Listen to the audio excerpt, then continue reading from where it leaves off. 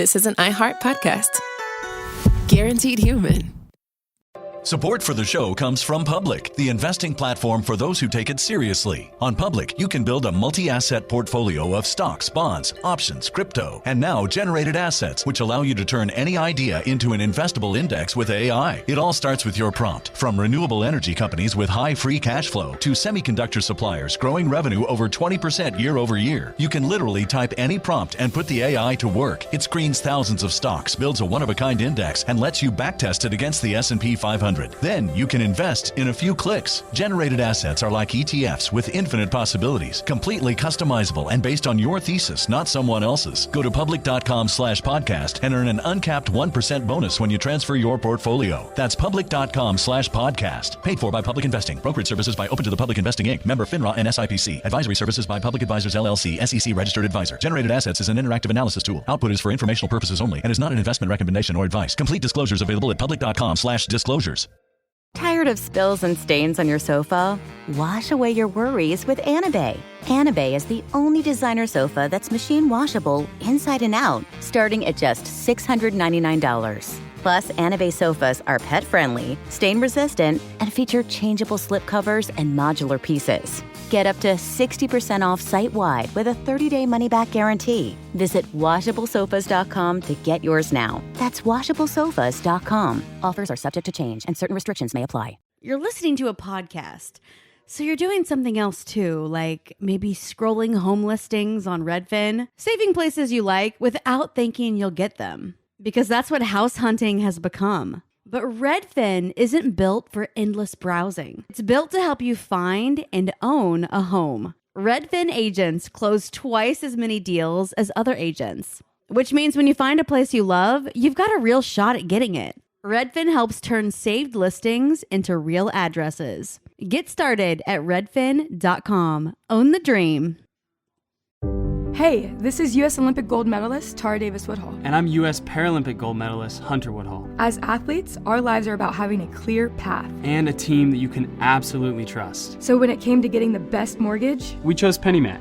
PennyMac is proud to be the official mortgage provider of Team USA and you. Learn more at pennymac.com. PennyMac Loan Services, LLC, Equal Housing Lender, NMLS ID 35953. Licensed by the Department of Financial Protection and Innovation under the California Residential Mortgage Lending Act. Conditions and restrictions may apply. What's blanket training my baby? No, that's a horrible way to introduce a show. Thank God Sophie's not here. We have been talking, this is Behind the Bastards podcast, Bad People, Part 2, Duggar episodes, about blanket training my cats, but it turns out cats are incapable of learning things. Yeah. That would have been a great slogan for Gotthard and ATI would have been training your babies. We have the blanket answers. We have the blanket answers. Yeah, the blanket abusive. I don't know. Yeah. There's not great jokes to tell about. A profoundly abusive cult. Sean, back again to finish our two-parter on the Duggars. And hopefully finish talking shit about Ted Wheeler, who's a bad mayor, and who got tear gassed for the fucking likes. Fucking baby. He was a real baby about it. Like that's the thing. Like after having all of us tear gassed to hell and back for weeks, thousands of people, his cops gassed. As soon as it becomes a national anti-Trump thing, the motherfucker goes out to get like tear gassed once, like a big baby, and say like, "Oh, this shouldn't be done," and then goes right back to tear gassing people. His cops never stopped gassing people. Anyway, Ted Wheeler sucks. Go to Total Recall PDX to help recall him. And if anyone wants to start a band that makes fun of Ted Wheeler, here's a good name for you: Tears for Fear Gassed. Oh, that's a good one. That's a good one. I would have gone with shit. I don't actually have one in the chamber. Wheeler in the Sky. Damn it. Okay, you're ahead of me on this one. Guns and Ted's is no, that's terrible. Guns and Rose Cities. Ah, God damn it. Okay, well, all right. I'm gonna Guns and Rose Cities. Yeah, I'm gonna give up trying to win this one. So, Sean, are you ready to learn a little bit more about Josh Duggar? Oh, yeah, I can still feel. Yeah, we had we'll deal with that little problem. So in 2003, Josh Duggar returned home from the treatment program run by ATI that he'd been sent to because he molested two of his sisters. Now, it was at this point that his father, Jim Bob, decided to involve law enforcement, likely as a matter of self-protection. If this ever came out in the future, he'd want to be able to say that he went to the cops when it first started. The cop they picked was a state trooper who was a friend of the Duggar family. Joshua confessed, and the trooper presumably told him, "Don't do it again." Now, there's a federal law that says that people who are like cops and teachers are what are called mandatory reporters. This means that if a child or anyone really reports child abuse to you, you have to report it to somebody, like somebody else you have to escalate it up, basically. Like, you can't just be like, yeah, it sounds fucked up. Like, it's you're committing a crime if you don't then go on to report it. This is the case for teachers. It's the case. Is it for health care professionals? I was gonna say, it's like to even go like to see like how basic of a protect the children thing is. When we get an Amber Alert in the hospital, everyone that's an employee drops what they're doing and goes to doorways to make sure, like, if someone, if like someone's trying to escape, like maybe the kid wander off, maybe someone like tried to steal a baby. That happens. Wow. There's news stories that come up every now and then, like someone gets like either grief or they're having mental issues, and so they go and they try to get a baby. Right. Yeah. So, but basically everyone has to drop what they're doing and go by like a public doorway, check everyone that goes by. Like, you got a backpack, you got to make sure, like, and that, again, that's, we're not working directly. We don't work directly with kids, or not everyone is. Like, I don't, from doing like cleaning and stuff like that. But that's like, everyone stop. There's a child safety thing going on. Yeah, I mean, that makes, So this is, again, as you're saying, like, this is a really basic and very, like, you are supposed to, if you are a mandatory reporter, take this very seriously. You can go to fucking prison if you don't take it seriously. It's a big deal. The state trooper did not report this to anybody, didn't tell a soul. And the decision of a lawman to break the law in order to protect a child molester may seem confusing if you don't know much about the cop in question. Because this is supposed to be one of those things. Even all of my issues with the police, as a general rule, most people are like, well, but child molesters, like, we can all agree, fuck those people, right? Like, it's supposed to be a thing that even very wildly opposed people are like, well, yeah, but like, we're all on the same page about this issue, right? Not in this case. So he's more of a mentor in this case. He's more of a mentor in this case. In 2007, 4 years after his conversation with Josh Duggar, Officer Joseph Hutchins pled guilty to 8 felony counts of, quote, possessing visual or print medium depicting sexually explicit conduct involving a child. He was sentenced to 5 years in prison and served 3. Hutchins was released from prison on good behavior in 2010, and then while still on parole, he was arrested again and charged with 4 counts of distribution, possession, or viewing of sexually explicit material involving a child. He was resentenced to 56 years in prison, where he is now and will probably die because even cop privilege has its limits. They did try to let him out after 3 years, but well, then it's, I mean, that's just cruel. 56, one more year. Could have gotten that Heinz deal. Could have gotten that sponsorship. 57. Heinz is very big in sponsoring child molesters. Look, you got a 57 in front of anything. Heinz will throw some money at you. Some money. It's gotten them in trouble a lot. It's, They should have rethought that idea. Yeah. In hindsight. So from 2005 on, the Duggars grew increasingly popular and relevant. The wild success of their And Counting, because they changed the name. You'll have more kids is like, whatever, And Counting shows. We're just going to call it And Counting. Lost Counting. This made them the single most popular public ministry for the Quiverful movement. They were never identified as being part of such a movement on air, of course. Josh Duggar continued to be a major part of the show, because again, nobody knew that he'd done this, right, outside of this small circle. His marriage was the focus of a special Very Duggar wedding episode. The births of his 3 children were also covered. Now, while the family was successful in covering up Josh's crimes, the crimes themselves continued. he molested at least 3 other minors, a total of 5 victims, during the early aughts. And 4 of them were his sisters. One of them was a baby sister. We'll talk more about this. Was a babysitter. We'll talk more about this later. But he has at least 5 child victims. While the truth about Josh did not become widely known for years, there was, however, evidence of it if you knew where to look. In 2006, Oprah Winfrey booked Jim Bob and Michelle Duggar on her show. The whole family was flown to Chicago, taken out for expensive meals, and put up in hotels at Oprah's expense. This is the way Oprah does. Obviously, that's the way the show works. The episode never aired. And as best as I can determine, it seems that someone close to the family found out Josh's secret. There are claims, and it's kind of weird. I don't think we know exactly what happens, but like some family member wrote, or someone close to the family wrote about what had happened on a note and put it in a book, and someone else who was, I think, an associate found the book, a woman in her 60s. This person wrote a letter to Oprah saying hey, don't have these people on your show. They're kid's a child molester and they're covering for him. P.S. I love the John of God episode. P.S. I love the... it's one of those things... 99.9% of the time when Oprah comes up on one of these shows, we're being very negative towards her fact-checking. This is not that kind of story. Oprah does exactly the right thing in this situation, which is not a thing that happens often, but I will give credit where it's due here. They handle it right. So because obviously Oprah has an effectively infinite pile of money, she set a team of people into investigating the matter, and again, a fairly rare example of journalistic integrity for the Oprah Winfrey Show. They seem to have found some comments online repeating the allegations. Whatever they dug up concerned Oprah enough that it seems that she reported them to the Arkansas State Police Child Protection Agency and the Washington County Child Protection Agency. She didn't just, the episodes never aired. She didn't just cancel the episodes, but it seems that she reported the Duggars. Which is the right thing to do. That's always the heartbreaking thing for me with Oprah. It's she's the stand-in for the gullibility of America.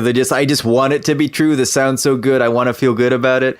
And then it just stuff spins out, or she's or she follows through. It's she did this time, and again, she's helped enable molesters in other situations, unfortunately. But this time, she did everything right. As far as I can tell, as far as we know, she did everything right.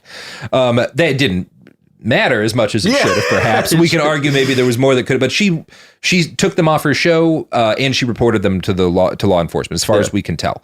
The official police report that we've quoted from was filed in December of 2006, so it does seem likely that she reported them and there was an official police report, right? Now, if so, if this is how it actually went, because all of this is a little murky, Oprah gets kudos for being more critical of the Duggars' image than any other mainstream media organ. Nobody else really devoted that much of a critical eye to them. And again, I'm going to be a fair man here. Now, in more recent years, once all this blew up, Gawker did a deep dive to see what allegations they could find online about Josh Duggar that might have been floating around when the Duggars were supposed to be on Oprah. The earliest comment they found seems to have come from a commenter on a 2005 blog called, and the commenter was, the name she used was Concerned Mom. And this blog alleges misconduct by the anonymous son of a political man at her church. Quote, "A few years ago, the men of the church were meeting after church to discuss my friend's teenage daughter's apparel. They felt like their blouses were too tight and they should bind their chests up more. Go figure. At the same time, the son of one of these political men was touching one of my friend's teenage daughters in a sexual way as she slept. This was found out and apologies were made, although the boy was tempted by the girl's tight blouse. The boy was sent to one of the training centers to be punished. My friends did not return to the home church for quite some time after this. At the same time, the boy mentioned earlier was betrothed to a girl in the group. Both were 14 at the time. The betrothal was broken up by the boy's actions. Just this last year, the family of the young man mentioned before was highlighted on the Discovery Channel. At the time, they had 14 children and were about to have another, and the mom was receiving a Mother of the Year award from our governor. Since that time, the same boy was betrothed again to the same girl. He was working very hard on a campaign for U.S. Senate for the girl's father. The father lost the campaign. He immediately began looking for sin in the camp, as that could be the only explanation for the loss. He found out that the young man betrothed to his daughter had committed sexual sins while on the campaign trail. The young man, now 16, was made to stand in front of the church and confess his sin." So again, she doesn't name the Duggars, but it's they're the only family with a Discovery show. And there was another member of the church, I think Jim Holt was his name, who was running for office, and Josh, because they wanted Josh to in politics, worked on the campaign. The campaign didn't go well, and they blamed it on the fact that everyone knew he was a fucking molester.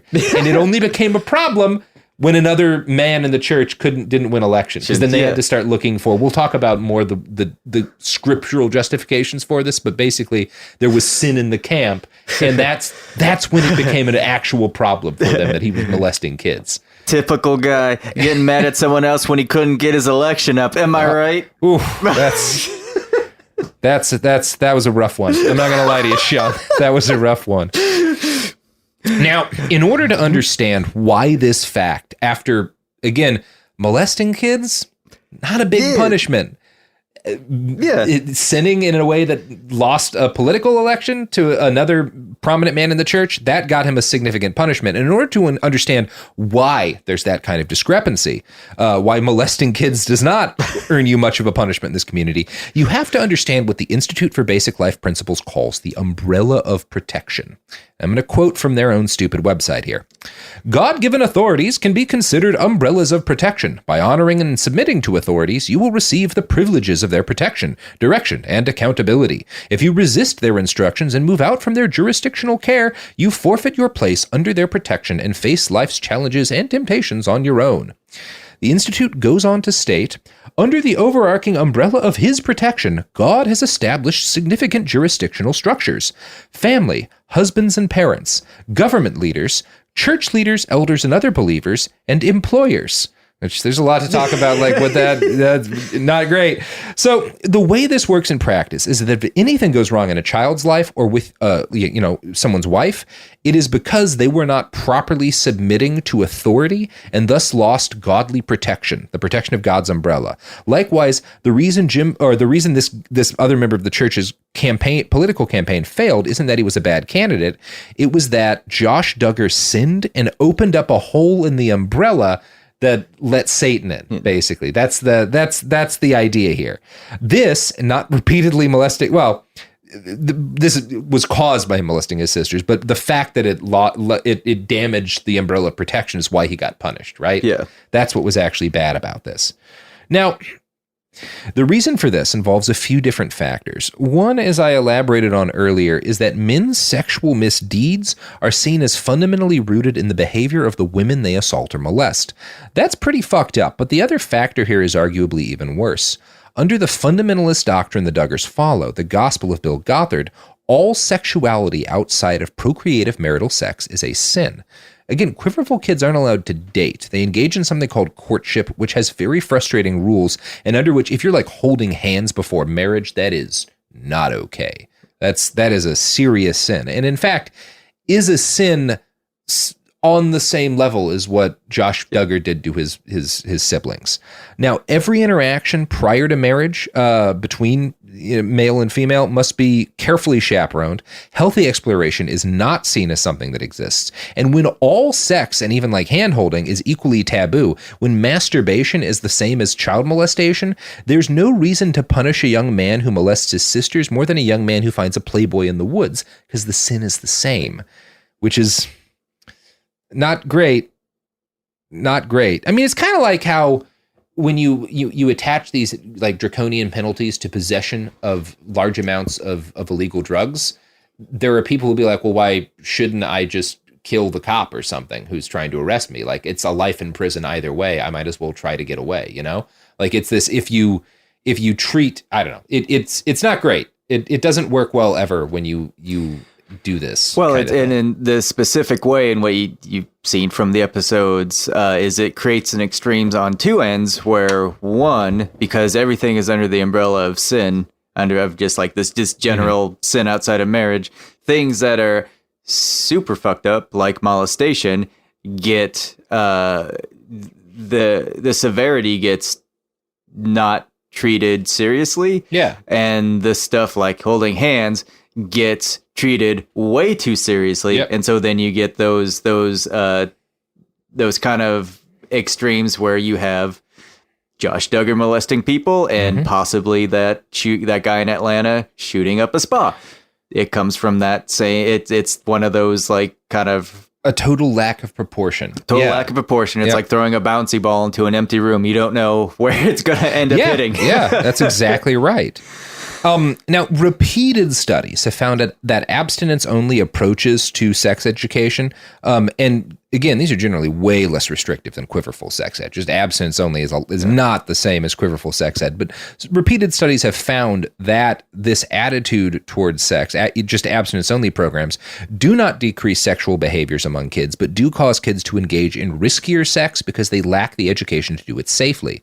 It also robs kids of the vocabulary they need to adequately explain when something unacceptable has happened or been done to them. In her book, A Love That Multiplies, Michelle Duggar gives a story that her husband tells to their kids to explain the importance of purity. From this, we can get an idea of the kind of sex ed that the Duggar kids, both perpetrator Josh and his victims, benefited from. And this is Michelle Duggar's writing, so buckle in for some prose.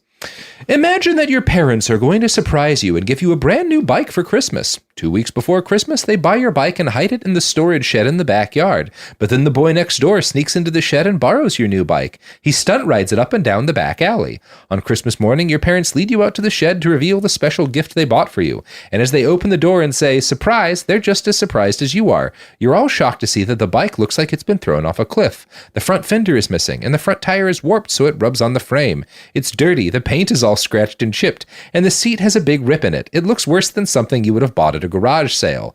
I'm sure you would still be grateful for the bike, and you would have fun riding it, but it won't be in the condition your parents had hoped and dreamed it would be when you received it. You would miss out on a lot of the enjoyment they meant for you to have. In the same way, we don't want any boy or girl to come and steal your purity. Pros, more like amateurs, am I right? Yeah, I mean, because everyone will be an amateur because you don't know anything when you're married, but also a little bit of shaming there. I mean, some people are into rip seats. I mean, come on. People are into rip seats. Some people like, mud on the tires. Some people don't need a fender. It's also, not great. Number one of the weird things about this is that for a community that attacks the secular world as being obsessed with sex and sexuality, they're completely reducing marriage to just fucking, to just virginity, right? As opposed to just people tend to meet and get married and life has already happened to them and you kind of take the person as they are and everything that's happened to them. And that's part of, if you're in love with someone, what you love about them is the experiences they've had and the person it's made them. And this is saying no, if they're used at all, they're not as good. Well, it's a warping of the experience of love because the idea and the life experience and the joy of love is that the more you give, the more you have. And this is saying that, no, your love is a finite thing and that any sort of usage of it takes away from it. It's like Donald Trump and his, "I don't exercise because my body's a battery. It's going to run out." But it is that. Yeah. But with love. But with love. And it's, I mean, there's a lot that's wrong with it, including the idea that it's actually if your parents got you a bike, but by the time it was in the shed because it got rode so much, other kids came in and upgraded the bike, and it was a much better bike because people had realized, oh, you actually need these new wheels to do a better job of going up these hills. And I don't know, I don't want to continue making bike as fucking metaphors, but you could. Well, I mean, it's something that's going to happen. It's very cyclical. Yeah. Sean, you know what else is cyclical? The rising of the seventh moon on the plains of a distant planet where... Presumably, yeah. I mean, unless it's an elliptical orbit, I guess, yeah. Yeah, cyclical. I mean, that's kind of... But I was going to say what's cyclical is capitalism, because you start with money and money buys products and products create more money and then you get more money to buy more products. It's a perfect circle. Yeah, perfect circle, Sean. I mean, the products are finite. I mean, once you use the product once, I mean, it's not what your parents wanted for you, so you gotta go get a new one. So don't buy the bikes that are advertised on our show if someone's had sex with them, I think is the conclusion we're coming here. I was going to say, or just like get like like how you get those one-use like dispense packs, but with bikes. Yeah, get like a 12-pack of bikes from Costco. Yeah, you don't want to ride a bike twice. So yeah, hopefully Costco's going to come in here with. I mean, look, your parents are sitting at home going, "Oh God, I hope he doesn't get a bike that's already been ridden." Someone else's ass on my boy's bike. What have I done? All right, here's products. Support for the show comes from Public, the investing platform for those who take it seriously. On Public, you can build a multi-asset portfolio of stocks, bonds, options, crypto, and now generated assets, which allow you to turn any idea into an investable index with AI. It all starts with your prompt. From renewable energy companies with high free cash flow to semiconductor suppliers growing revenue over 20% year over year, you can literally type any prompt and put the AI to work. It screens thousands of stocks, builds a one-of-a-kind index, and lets you backtest it against the S&P 500. Then you can invest in a few clicks. Generated assets are like ETFs with infinite possibilities, completely customizable and based on your thesis, not someone else's. Go to public.com/podcast and earn an uncapped 1% bonus when you transfer your portfolio. That's public.com/podcast. Paid for by Public Investing. Brokerage services by Open to the Public Investing Inc. Member FINRA and SIPC. Advisory services by Public Advisors LLC, SEC registered advisor. Generated assets is an interactive analysis tool. Output is for informational purposes only and is not an investment recommendation or advice. Complete disclosures available at public.com/disclosures. Life gets messy. Spills, stains, pet accidents, and kid chaos. But with Anabay, cleaning up is easy. Our sofas are fully machine washable, inside and out, so you never have to stress about messes again. Made with liquid and stain-resistant fabrics, that means fewer stains and more peace of mind. Designed for real life, our sofas feature changeable fabric covers, allowing you to refresh your style anytime. Need flexibility? Our modular design lets you rearrange your sofa effortlessly. Perfect for cozy apartments or spacious homes. Plus, they're earth-friendly and built to last. That's why over 200,000 happy customers have made the switch. Upgrade your space today. Sofas start at just $699. Visit washablesofas.com now and bring home a sofa made for life. That's washablesofas.com. Offers are subject to change and certain restrictions may apply. Hey, this is U.S. Olympic gold medalist Tara Davis-Woodhull. And I'm U.S. Paralympic gold medalist Hunter Woodhull. As athletes, our lives are about having a clear path. And a team that you can absolutely trust. So when it came to getting the best mortgage, we chose PennyMac. PennyMac is proud to be the official mortgage provider of Team USA and you. Learn more at pennymac.com. PennyMac Loan Services, LLC, Equal Housing Lender, NMLS ID 35953. Licensed by the Department of Financial Protection and Innovation under the California Residential Mortgage Lending Act. Conditions and restrictions may apply. Let's talk about modern home shopping. It's sort of become a fun side hobby, right? Scrolling listings at night, dreaming about kitchens you've never seen, or backyards you haven't even stepped foot in, all from the comfort of pretty much anywhere.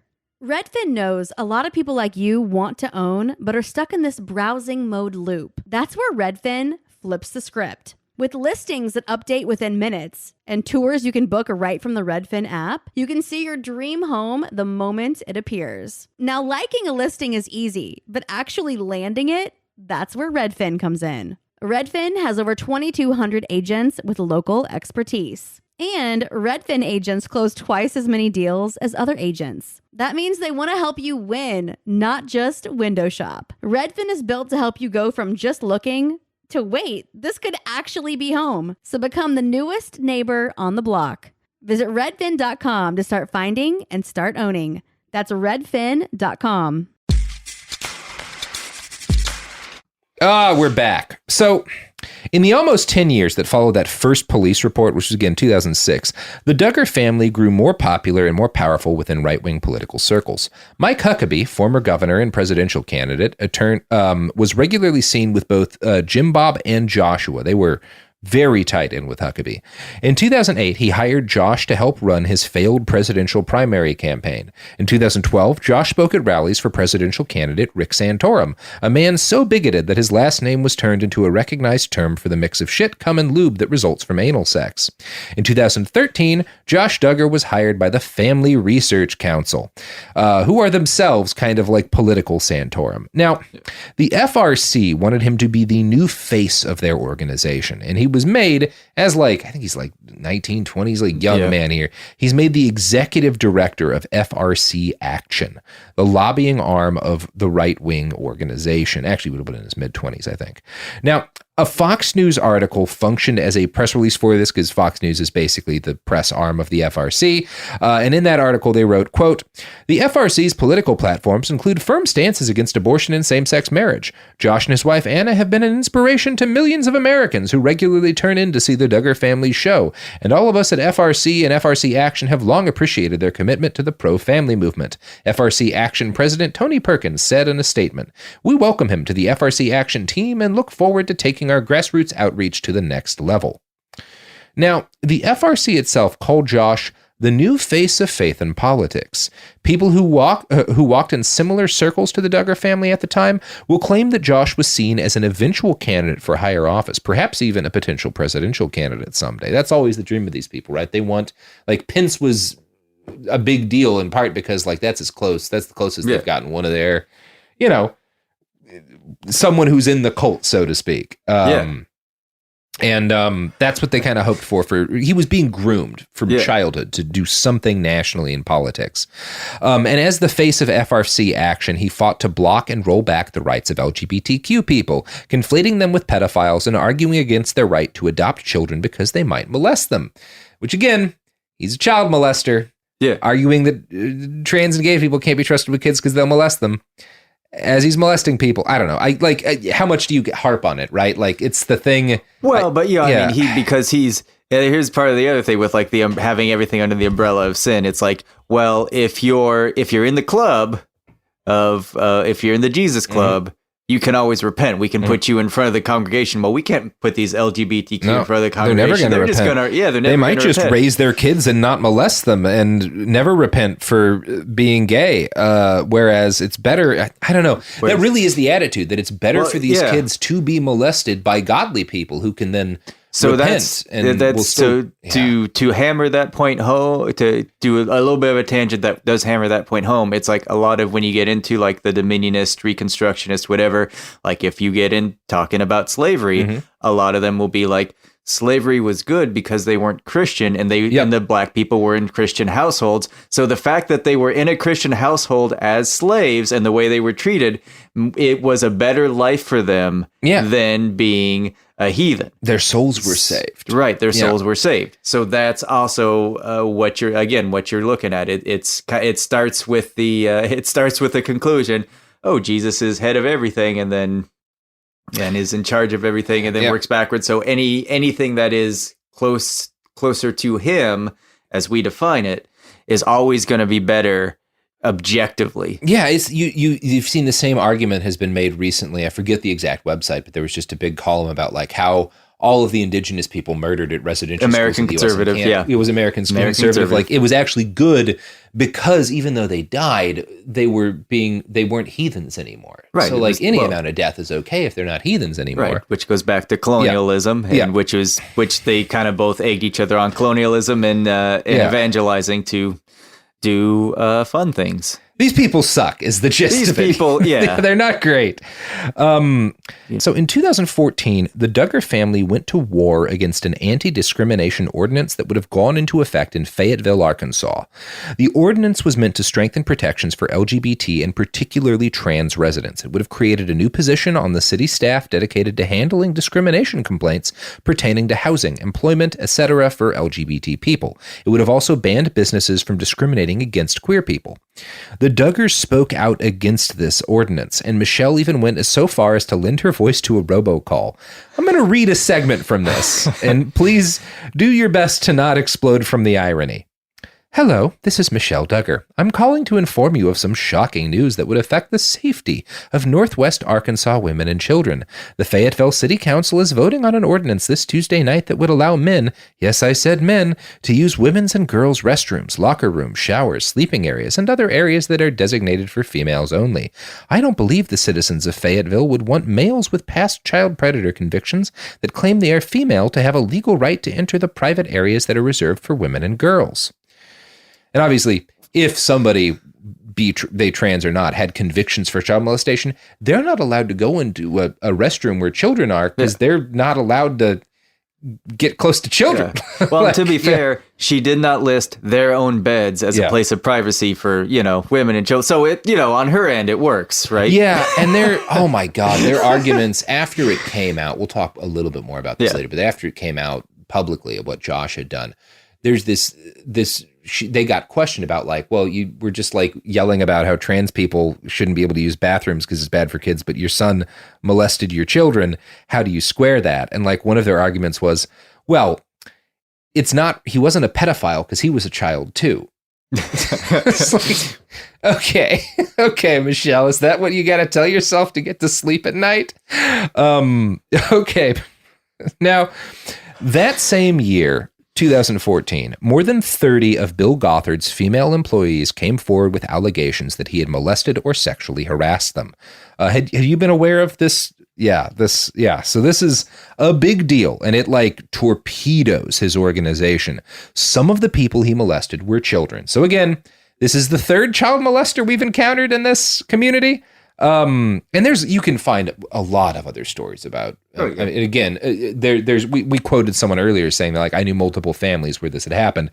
It's because in a lot of ways, this cult is built around providing predators with access to victims. Yeah, I was going to say like a cult just as a concept is built on predation. Yeah. And predation is pretty much allowing, the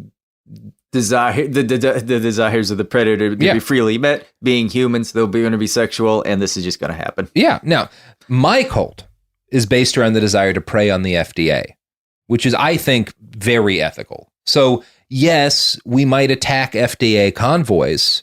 We might kidnap FDA officials. That's possible. Anything's possible when the FDA is in play. But that's the only people we hunt is the FDA. And hey, if the first 40, maybe, well, and if you know what, if you go through a bunch of iterations and the first 44 don't work, you'll have Colt 45. Oh yeah, we could get a sponsorship from Billy D. Williams. Yeah, there we go. Or if you get to the 57th iteration, you got the Heinz money. Then we get that Heinz money, which we use to buy arms in order to fight the FDA. I'm pretty sure you can get John Kerry as a sponsor if you get that Heinz money. I think and John Kerry, as a spokesman. Yeah, John Kerry has combat experience, which will be useful. Yeah. For our guerrilla war against the Food and Drug Administration. This is all coming together. Yeah. Now. So Bill Gothard, 2014, more than 30 of his female employees, and some of these people, again, say that he did it when they were children. Bill resigned from the Institute for Basic Life Principles and from ATI, but women continue to come forward with allegations. Eventually, like more than 60, I think we're at right now. Like we're talking Cosby numbers. Yeah. And obviously it's much more than that, right? That's the number who were willing to come forward. 10 more victims sued him in 2016. Here's a quote from an article about that by the Washington Post. One of the Jane Doe plaintiffs in the lawsuit alleges that she was raped by her father and her other relatives and says she was sold by her father through human trafficking when she was a minor. She said she reported the abuse and trafficking to IBLP staff, which failed to report to authorities.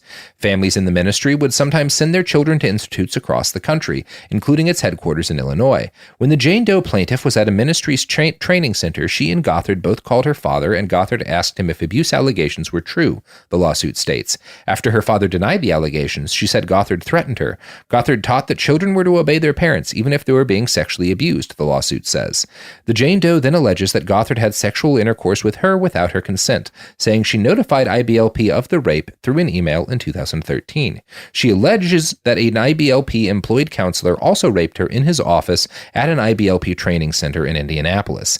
David Gibbs III, the plaintiff's lawyer, said that she is not sure how old she was at the time of the alleged rapes, but was likely around 17 or 18 years old. Again, these kids don't have documents a lot of the time. Another woman in the lawsuit, Ruth Copley-Berger, who was the adopted daughter of the counselor in question, alleges that her father sexually molested her. I'm reading this very unpleasant too. It's fucking endemic. It is all over. And I have never heard any allegations about Jim Bob this way, but it is a lot of the patriarchs that are involved in this. It is fucking everywhere in this cult. It's not cool and good. It's really not cool and good. But, thankfully, this is the only large religious-based organization where that has ever happened. Yes, no other church has done anything like this. It's not like when you claim that there's a hierarchy that gives certain people more access to God, they will use that perceived moral authority to prey on people. Yeah. That's never happened another time. In fact, there's a giant banner outside the head of the Archdiocese in Boston, molestation free since 1 AD. That's right. That's their code. The famously never been involved in any horrible. I know. One of the things I've always been interested in. I'm again not a religious person, but there's a pretty fascinating history of Catholic anarchism and Christian anarchism in general that is based in a lot of what it's based around is this idea that like, well, every time you set up a hierarchy that gives presupposes certain people are closer to God than others, it seems to be a nightmare. Yeah. That leads to death and molestation and war. Perhaps that should never be the case, which I also think, I don't know, not a Bible expert, but seems like Jesus would have been more on board with. Yeah. Well, just like, let's try something different. It's the most frustrating thing is the lack of acknowledgement that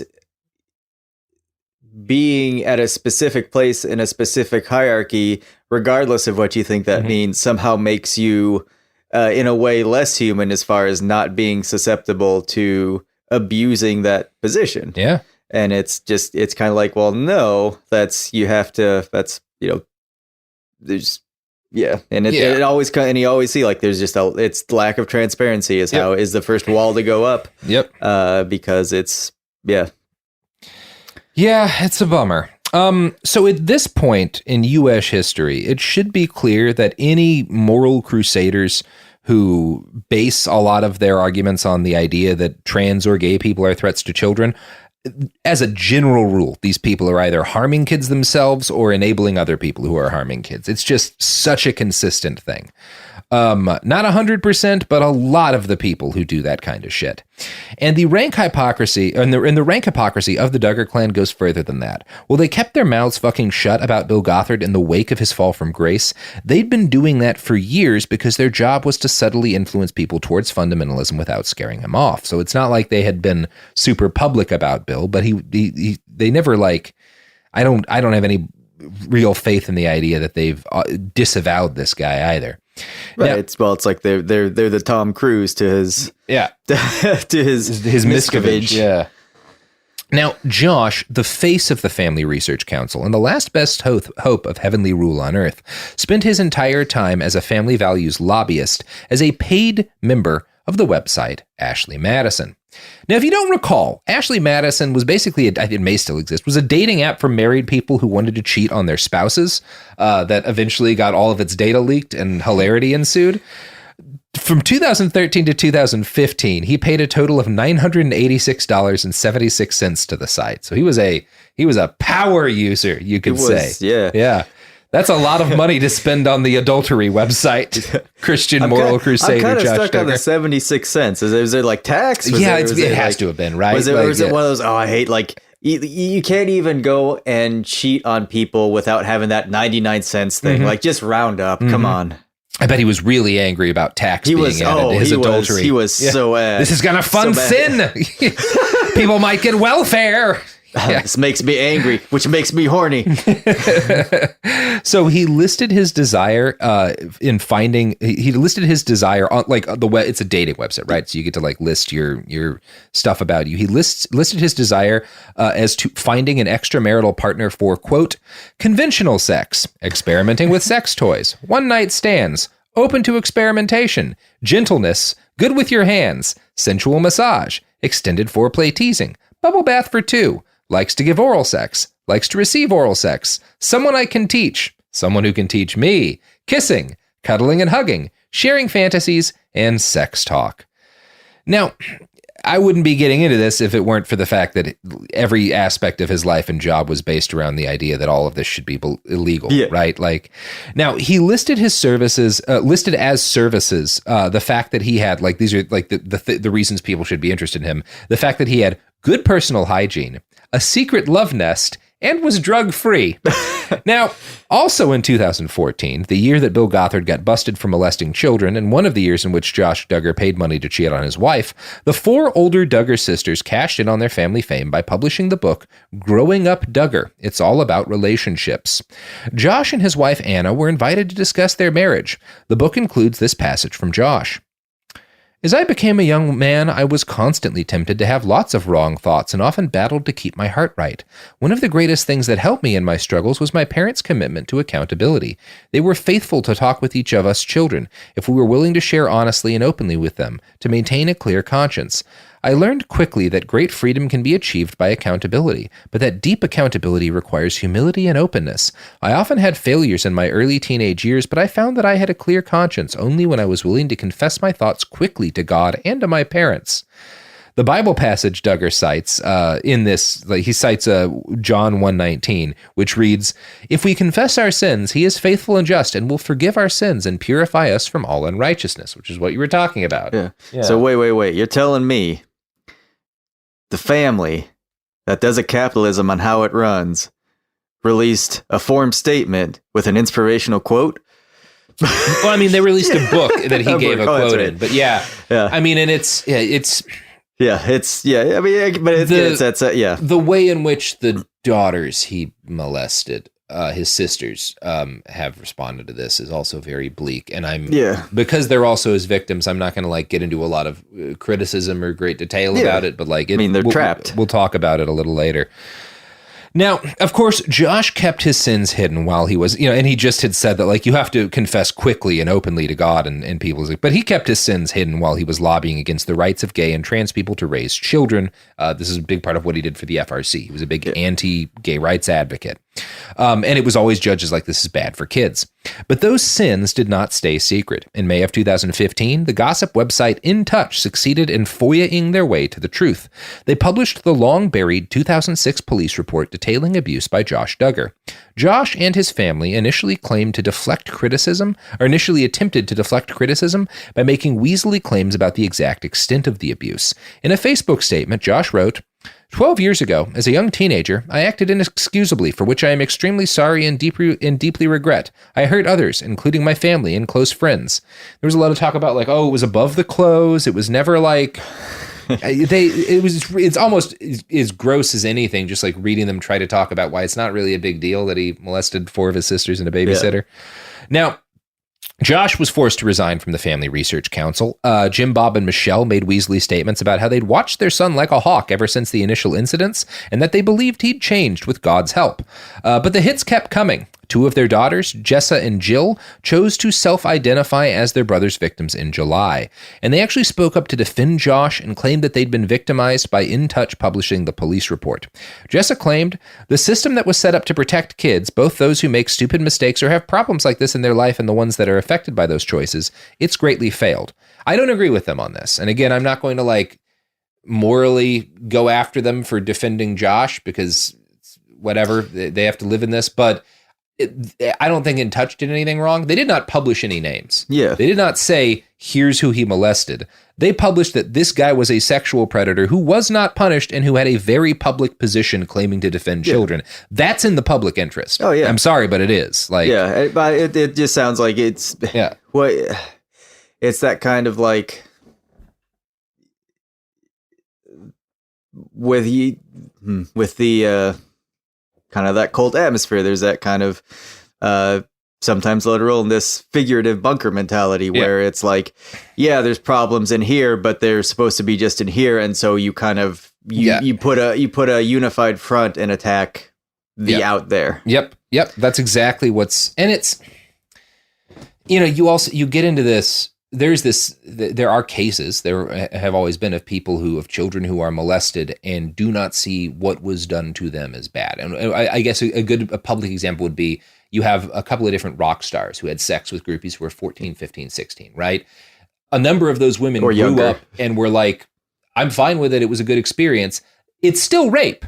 Yeah. It's still even if, and I'm not going to say they should be more, obviously, if that happens to you and you don't feel traumatized, that's good. I get it's always better to not feel traumatized, but that person, that is still statutory rape. That's not acceptable behavior. Well, it's the power dynamic that's or even if the person on the lower end of that feels that it was consensual enough where they weren't, but still these people, they're taking advantage of you, and it's another step in predatory behavior that could come out as worse for the next person. Yeah, and it's obviously this is much more severe than that. Yeah. Because this is like obviously, but it's all kind of along the same chain of. It is the fact, and it's very morally. And I'm not going to get into this much more and focus on like his victims, but like the idea that like they have downplayed what was done to them, which, you know, people have the freedom to say it, but that doesn't mean that it wasn't a serious crime. Yeah. Right? It's yeah.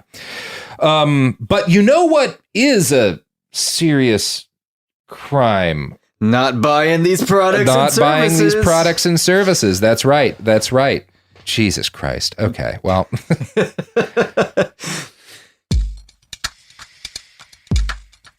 Support for the show comes from Public, the investing platform for those who take it seriously. On Public, you can build a multi-asset portfolio of stocks, bonds, options, crypto, and now generated assets, which allow you to turn any idea into an investable index with AI. It all starts with your prompt. From renewable energy companies with high free cash flow to semiconductor suppliers growing revenue over 20% year over year, you can literally type any prompt and put the AI to work. It screens thousands of stocks, builds a one-of-a-kind index, and lets you backtest it against the S&P 500. Then you can invest in a few clicks. Generated assets are like ETFs with infinite possibilities, completely customizable and based on your thesis, not someone else's. Go to public.com/podcast and earn an uncapped 1% bonus when you transfer your portfolio. That's public.com/podcast. Paid for by Public Investing. Brokerage services by Open to the Public Investing Inc. Member FINRA and SIPC. Advisory services by Public Advisors LLC, SEC registered advisor. Generated assets is an interactive analysis tool. Output is for informational purposes only and is not an investment recommendation or advice. Complete disclosures available at public.com/disclosures.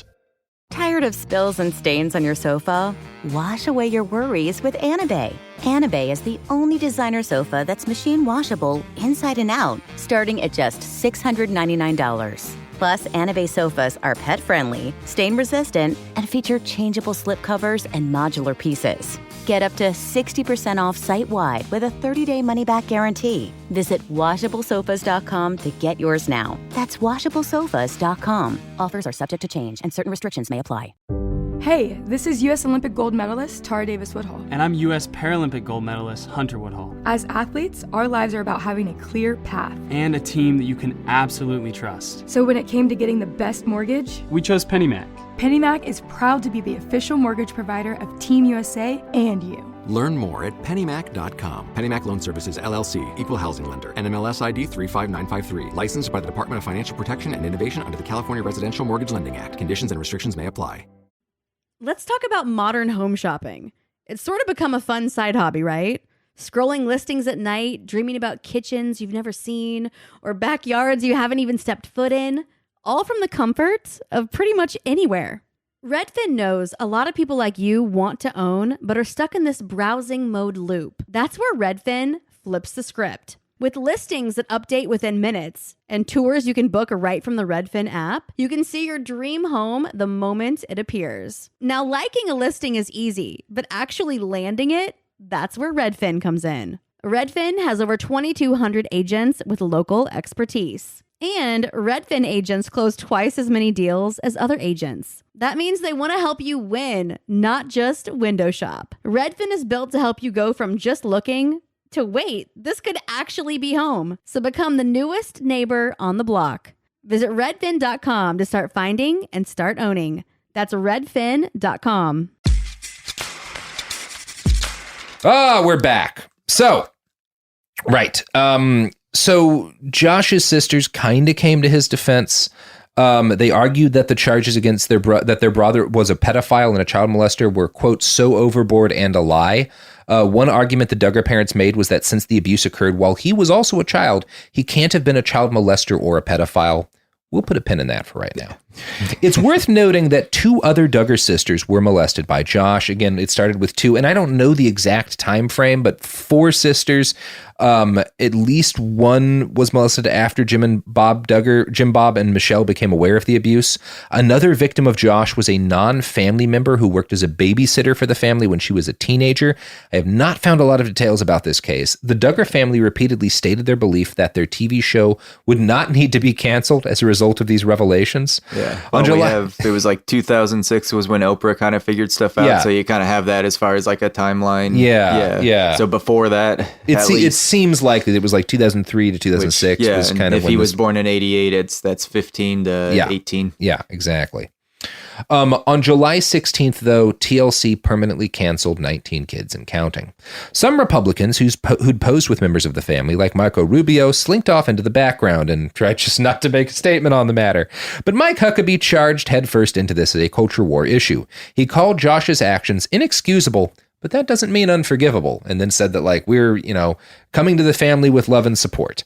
If only they had been around when cancel culture was in full swing. Yeah. Can't cancel someone just for repeatedly molesting children. Now, on July, so right around this time, the user database for Ashley Madison leaked. So all of this comes out. Josh Duggar is outed. Then it comes out that he's been paying to cheat on his wife. Not a great year for Josh Duggar, 2015. He made another piddling apology where he called himself a hypocrite and talked about his pornography addiction. It's like, it's the evil porn that has made me do all these bad things. Almost immediately after this, a sex worker, Danica Dillon, came forward and filed suit against Josh, alleging that during a paid consensual sex encounter, he brutally assaulted her. Josh denied the allegations, and Dillon did eventually withdraw her lawsuit, claiming, "I didn't have the money to take on TLC or the Duggar family." And I again, don't have a lot of detail on that. Seems very... like that's a very good reason to drop a lawsuit. Yeah, I get why she would have done that. I believe her. Seems totally in character for Josh Duggar. We know he's willing to pay for sex one way or the other. We know he's willing to assault people. I believe her. His sense of boundaries do not exist. His sense of boundaries don't exist. He claims to have some evidence that, like, I think of the taxi receipt, he was in a different place. I don't know. I'm not an expert on the case. Josh checked himself into rehab. Of course, it was a biblically based program called Reformers Unanimous. And for a while, he was able to successfully hide from public scrutiny. This kind of goes away a little bit. His wife, Anna, stayed with him, and TLC did eventually decide to reboot the Duggars show without Josh under a new name. And it seemed as if they were going to get to sweep all this under the rug. In the name of TLC's profits, obviously. Yeah. But that's not what happened. From a write-up by Delanere Bartlett, who, again, grew up in the same community. In late 2019, there was a hint that trouble might be on the way back to Josh when federal agents raided his used car dealership. Always a sentence you can say about the best people. The entire incident was kept very hush-hush. The nature of their investigation, what they were looking for, if they found anything, none of it was released to the public. But those of us who knew Josh Duggar suspected it was something more. Sex offenders, especially pedophiles, require long-term intensive therapy from qualified mental health professionals. You can't pray it away, and Josh was practically swimming in a culture that excuses and enables sex offenders. Evidence shows the Duggars knew something else was going to go down after the raid. In 2020, Josh started moving a lot of his assets. He sold the family home and bought a new unfinished home in Springdale, but he didn't move into it. Instead, he sold it to an LLC in Anna's name and immediately put it up for sale. He then moved Anna and their 6 children into a windowless outbuilding on Jim Bob's property. He also shuttered his used car dealership and immediately opened 4 limited liability corporations in Anna's name. Remember, in the Duggars' fundamentalist worldview, only the husband, as the head of the family, is supposed to own and manage the family's financial resources. But not if you've just gotten raided for child porn. Yeah. And see, total amateur bastard move there. Look, this is the point where you're supposed to go to Mexico. You should have gone to Mexico, right? Go to Mexico. I'm not going to give a child molester crime advice here. No, but you got a used car dealership. Always, next. You have an untraceable or harder to trace car. You can go down to Mexico. I hear there's some great doctors that'll give you some plastic surgery. Yeah, that's a shame. Well, not a shame because he's a pedophile. He also, so again, it just goes to talk about like how related to convenience all of this shit is. Like, it's perfectly fine to, women aren't supposed to have access to money at all. But like, if, you need to hide the fact that or if you need to hide your assets because the feds are after you for child porn, God will understand. Yeah. Now, we have more recently learned what the feds were after on this raid. So there's this raid in 2019, but they don't say, they're the feds. They're not going to say what anything is about until they're done like building their case. That's the way that kind of stuff tends to work. And of course, we now know that he was raided because Josh was viewing and downloading child pornography. He absolutely is a pedophile, and a rather extreme one based on the evidence we have. The Homeland Security special agent who examined Josh's computer described what he found there as, quote, in the top 5 of the worst that I've ever had to examine. And so again, with Bellingcat, we do some work with Interpol in terms of trying to track down pedophile, particularly people making child porn. And the way that it works is that they have people who actually view the pornography and will take screen grabs from it and cut out, the human beings, remove anything that's actually like sexual in nature, anything that's obviously is illegal. And we'll just get like photos of like stuff that's in the room. So like toys that are in the room, like maybe views out of, and the goal is to like, where is this happening? Because sometimes there's certain resorts that these people use. Is this the same person in this other video? Well, you never see the people, you don't see but it's people. Like, here's a toy. Maybe we can find. If there was like not the person involved in the act, but like if you see someone, anything that might help you track down details around it, and it's very complicated and painstaking work. But the worst work is the people, and it's a very small number of people who are actually viewing the original pornography, which is you have individuals like that who are in law enforcement, both federal and kind of internationally. And I think there are certain like researchers and journalists who there's like ways to get legal approval to like analyze certain porn, and like that kind of work is the worst thing I can imagine doing, because like they have to look at the child abuse videos. I can't imagine a more difficult or traumatizing job. And a guy whose job is to do that says, Josh Duggar's porn stash is like one of the worst things I've seen in my career. Looking at child pornography, which is a statement.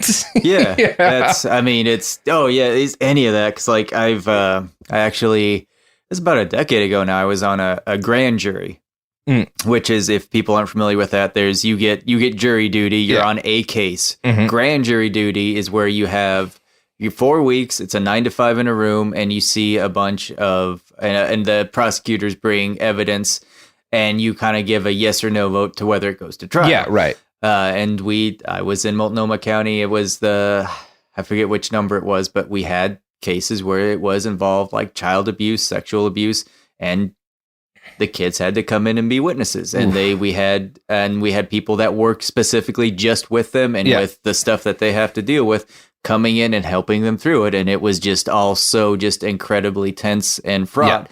And to just be in any part of that, especially the part where you see the trauma happening in real time. I mean,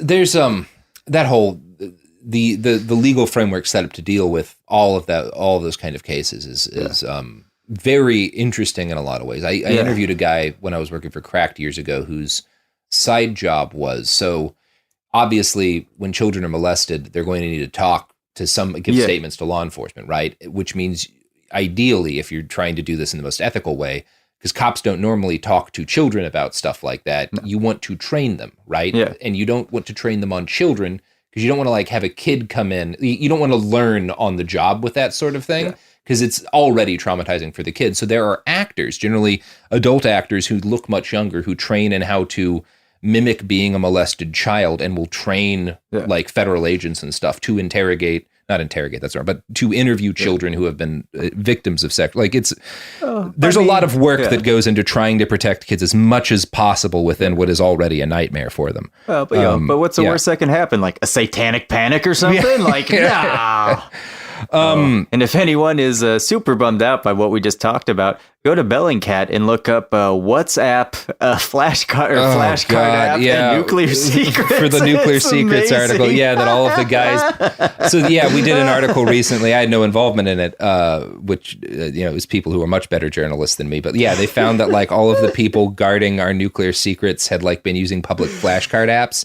You could search them and find like code phrases to like get onto nuclear weapon sites. It was like a place in like Eastern Europe that was never a confirmed nuclear site. Yeah, there's a lot. Yeah, it's very funny.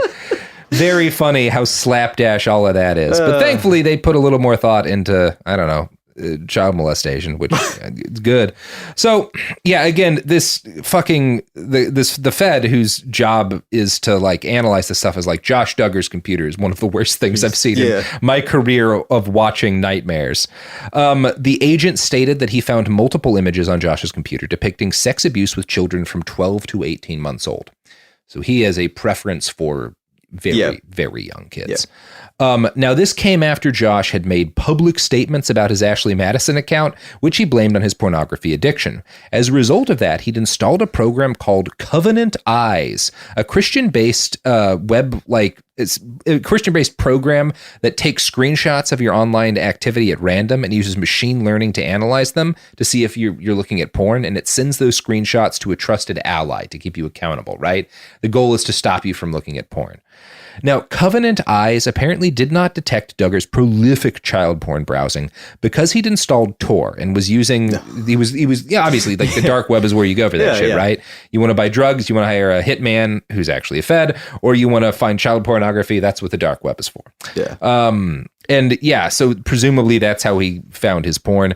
Josh was charged with just a lot of federal crimes, a whole bunch of federal crimes. He currently faces up to 40 years in federal prison.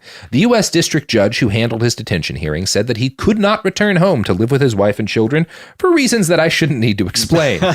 Now, the cult being the cult, Josh is still their special boy, and his crimes are obviously the fault of Satan and probably those sinful children.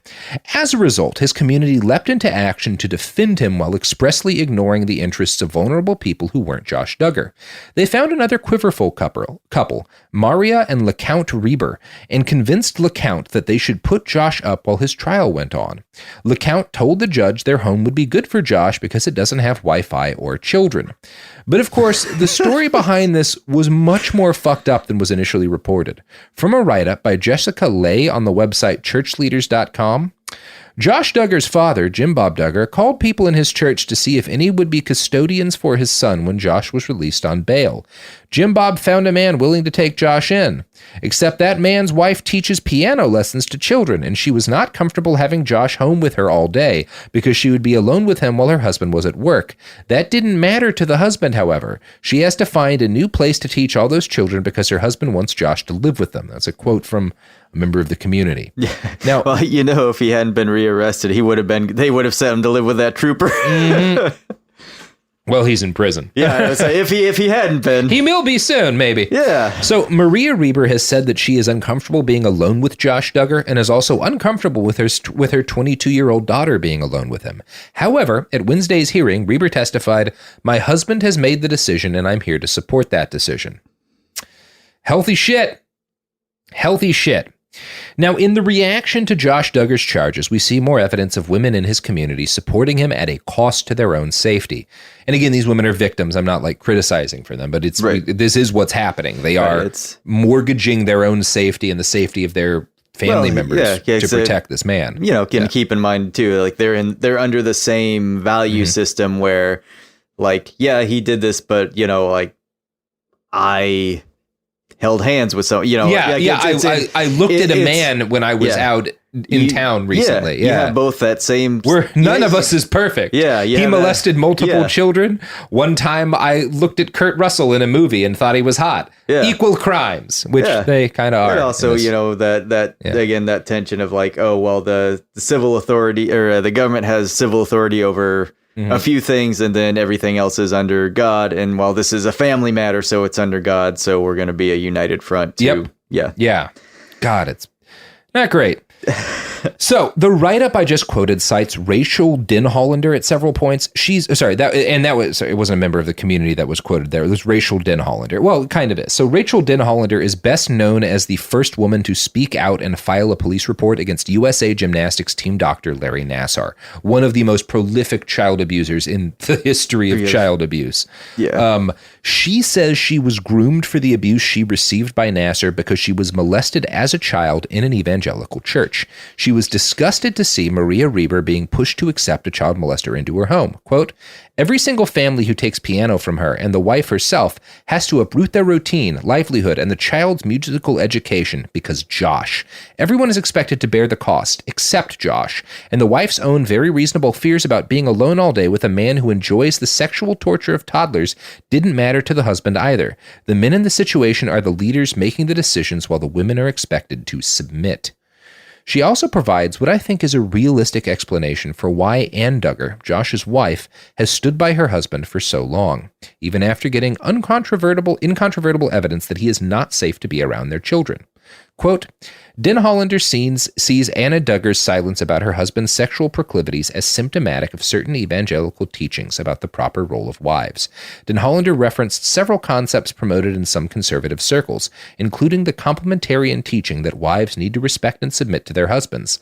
Some conservative Christians emphasize the idea that God hates divorce so much that they encourage women to stay in abusive situations. And it is not unusual for Christian women to be taught that they are responsible for men's lust. If they are married, women are encouraged to make sure to have regular sex with their husbands so that the men will not be unfaithful.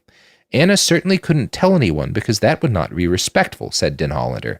That's how we counsel wives in these marriages, but she was certainly taught to have sex more to fix it. Her own mother-in-law wrote blog articles that said as much. TLC at least canceled Counting On in June of 2021, after 11 seasons on the air. They claimed that it was important to give the Duggar family the opportunity to address their situation privately, as if the family had not been given ample opportunity to address the situation privately in the more than 10 years between the first allegations and the widespread reporting on Josh's behavior. You remember when we all thought Honey Boo Boo was the worst thing on TV? Yeah, Jesus Christ. I mean, yeah, this was always... It was great, yeah, but like, it's like, oh yeah. That's what we looked at. That's what people were freaking out about. This was just sitting there the whole time. Well, Sean, how do you feel? Do you feel good about this two-parter? Oh yeah, I mean, I feel good that it's out there now. It's like I said, I feel like the people and some of the depth it's something that comes up more in people that are kind of more versed in the communities, and so it's good to have it, out there and to have other people kind of look at or be aware of these communities, especially because, again, in that kind of, like you brought up, like the people that are under the umbrella of authority, employers, people, this and that.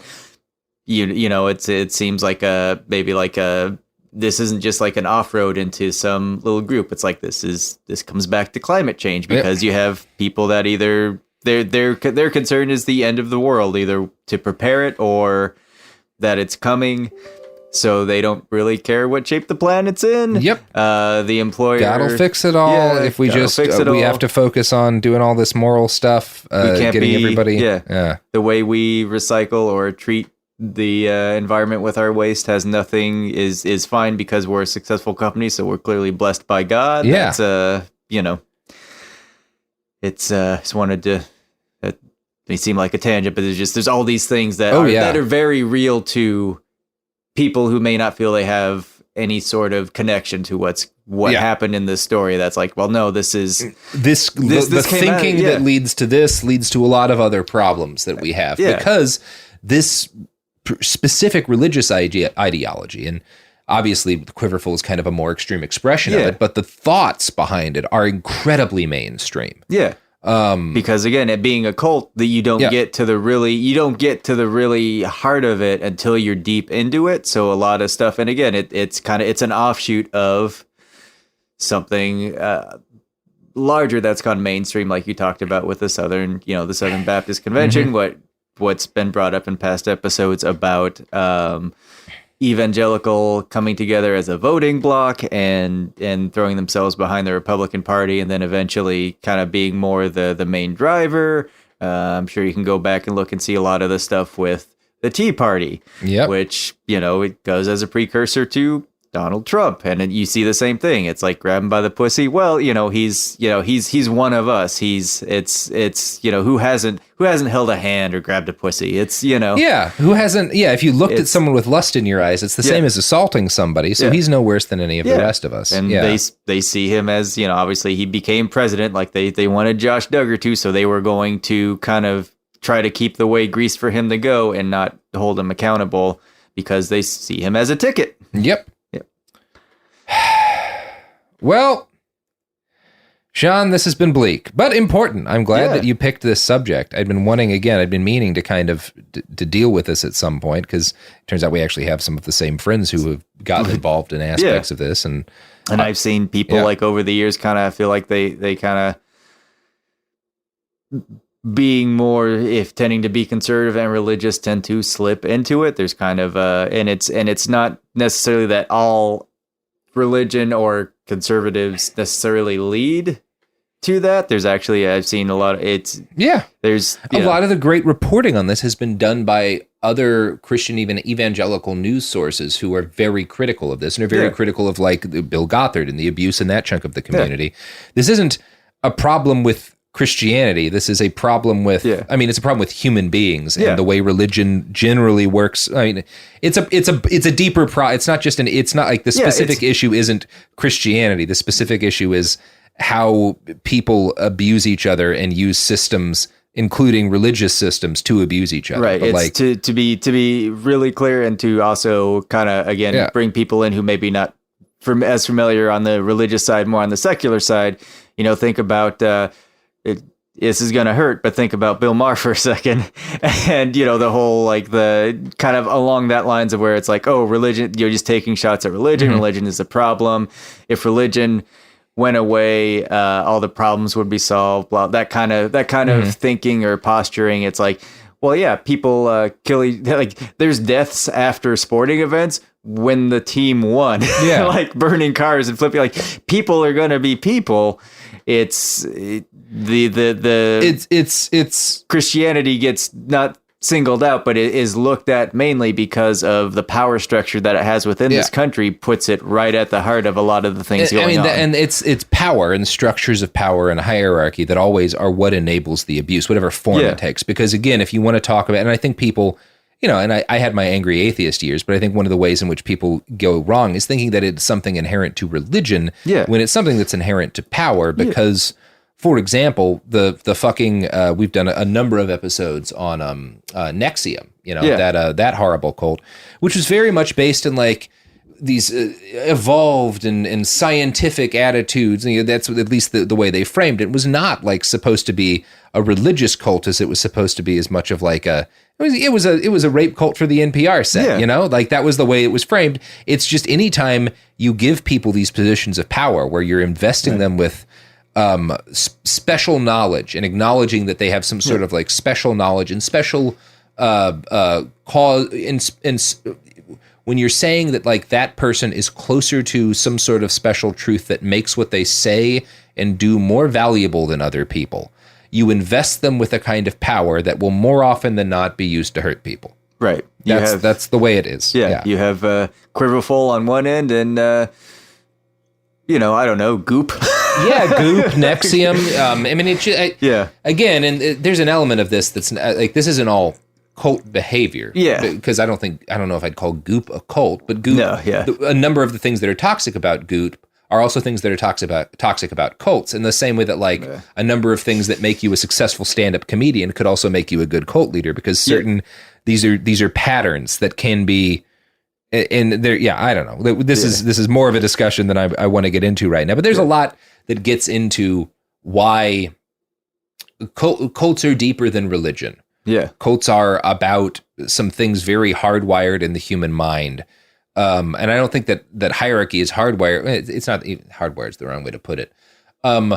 We have been abusing each other using systems of power for, 10,000-ish years, if not much longer.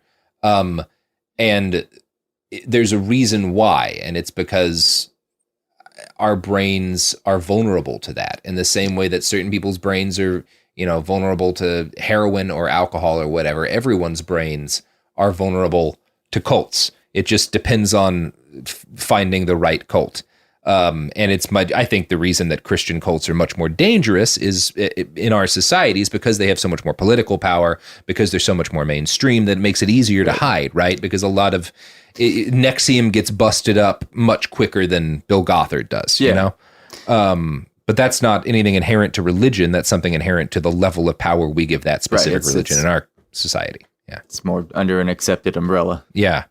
Yeah, back to umbrellas. So, Sean, you wanna plug anything before we yeah, I got me personally, I don't have on myself, I don't do much on social media. Couple things I would like to plug that are just near and dear to me, aside from, Ted Wheeler, recalling Ted Wheeler. TotalRecallPDX.com. There is a place down by Los Angeles. It's LA Guinea Pig Rescue. It can be laguineapigrescue.com. And they have a YouTube channel. I have had 4 guinea pigs. I still have 3 with me. They're sweet little creatures. There's a thing they do called popcorning. It's they get super excited. It's like a full body joygasm. Oh, babies. And it's one of those things where it's with that, and I've had hamsters too. There's this. People kind of think it's it's a starter pet, because they're gentle or easy enough a kid can take care of them. It's no, they're still complex creatures with big personalities and specific needs. So LA Guinea Pig Rescue. Oh, so kids get them and then can't take. Yeah, so, it's the turtle problem all over again. Yeah, and they have one thing that people don't always realize with guinea pigs is they are, unlike hamsters where you can have them by themselves and they do their own little thing, guinea pigs are very social creatures, to the point where there are laws in at least Belgium and Switzerland that pet stores have to sell them in pairs. Oh, that's fascinating. Because they get very, very depressed if they're by themselves. Yeah, my kittens came in a pair, and I would never split them up. And it's they have to, and there's also you have to make sure they're bonding and this and that. But anyway, they do. LA Guinea Pig Rescue does. It's 2,000 to 2,500 adoptions a year. Right now, they're in a bit of a struggle because they just rescued almost 200 guinea pigs. Ooh, was this a pandemic? A lot of people. It was in Northern California. I want to say it was someone that was raising guinea pigs to feed to pythons, or they were, or it was as food. But pythons need food, yeah, right. Or they were hoarding them or whatever, but they weren't taking care of them. Not so they properly caring for them, and so and to the point where there's a lot of them are special needs. Some may never be adopted, and they'll just be they'll make sure they're taken care of for the rest of their lives. But it's because when they're smushed together, they were given the wrong food, so their messed up teeth, their eyes missing because they get bites, and it's really bad.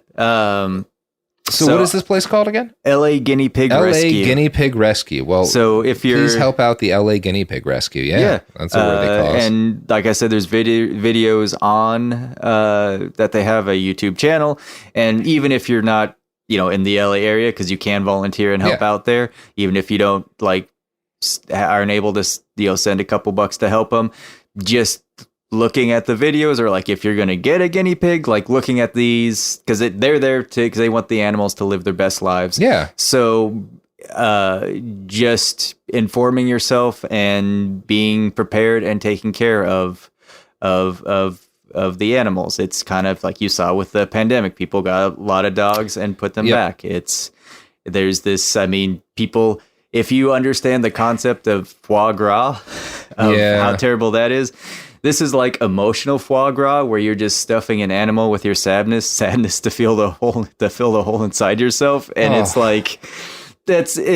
not good. And it's going back to cycles of abuse and human behavior. It's just downcycling the abuse onto animals when they can be a huge source of unconditional love and helping you break out of your cycles. They help me a lot with depression, anxiety, stuff like that. Yeah, it's hard to be sad around a guinea pig. Yeah. So LA Guinea Pig Rescue. One other thing. So there is a movie that came out. It's about 1 hour. It's a documentary. Came out in November 2020. It's called The Forgotten Battalion. I have a friend who I met through my brother when they were in high school. He was in the Marines, went and fought in Afghanistan. Last day there is doing they're having him show the patrol And they're like, oh, let's go down this way, which is not a way they usually go. Yeah. So IED, he has ended up losing both legs. Oof.